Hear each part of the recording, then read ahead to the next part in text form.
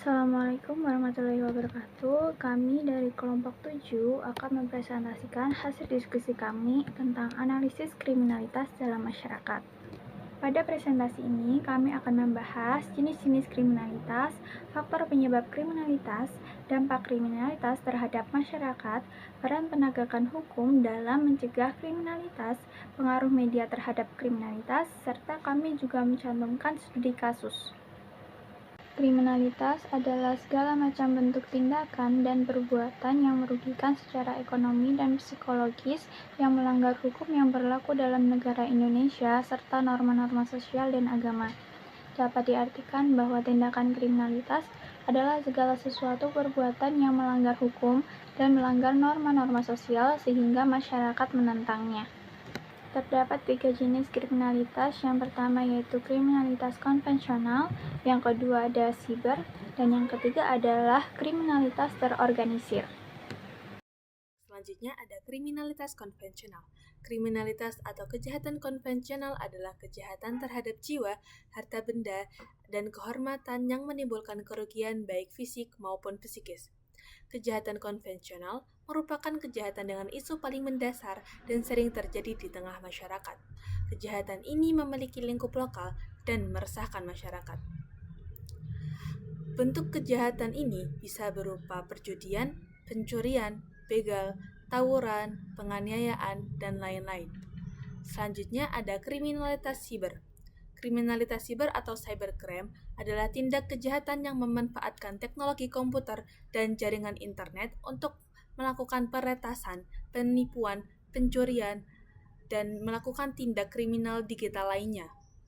James A. Lewis mendefinisikan cybercrime sebagai penggunaan perangkat jaringan komputer untuk mematikan infrastruktur nasional, mengganggu atau mengintimidasi suatu pemerintahan atau warga negara. Selanjutnya ada kriminalitas terorganisir. Kriminalitas terorganisir adalah jenis kejahatan yang dilakukan oleh kelompok atau sindikat yang memiliki struktur organisasi yang jelas, terencana, dan seringkali beroperasi dalam jangka panjang untuk mencapai tujuan ilegal tertentu. Kejahatan ini biasanya melibatkan beberapa orang yang bekerja sama secara sistematis untuk mendapatkan keuntungan finansial atau kekuasaan melalui cara-cara yang melanggar hukum. Faktor-faktor yang menyebabkan kriminalitas adalah ada psikologis, biologis, ekonomi, dan sosial. Baik, selanjutnya kita memasuki dampak kriminalitas, di mana yang pertama adanya keresahan, kedua trauma, ketiga cacat, keempat rasa bersalah, kelima kerugian, keenam frustasi, ketujuh dikucilkan, dan yang terakhir adalah yang kedelapan yaitu terobsesi.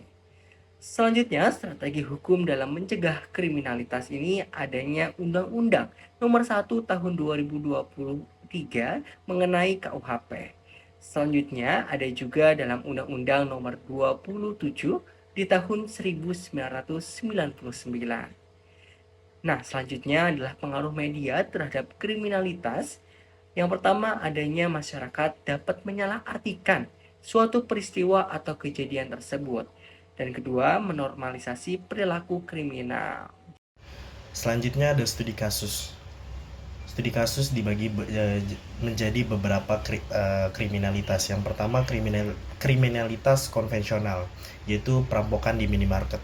Kejahatan seperti ini tergolong kriminalitas konvensional karena dilakukan secara langsung dengan ancaman kekerasan fisik.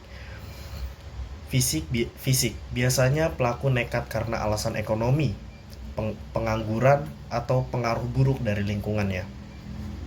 Solusi untuk mengurangi kejadian seperti ini bisa dengan meningkatkan keamanan seperti menambah CCTV atau penjagaan lebih ketat. Selain itu, pemerintah juga perlu memperhatikan kesejahteraan masyarakat untuk mencegah tindakan kriminal. Yang selanjutnya ada kriminalitas cyber. Contohnya pembobolan rekening lewat phishing. Ini merupakan kriminalitas cyber. Pelaku menggunakan metode phishing, yaitu trik yang membuat korban percaya kalau pesan atau situs yang dikunjungi adalah asli, padahal palsu. Kejahatan ini semakin marak karena semakin banyak orang yang tidak berhati-hati dalam menjaga data pribadi mereka di dunia maya.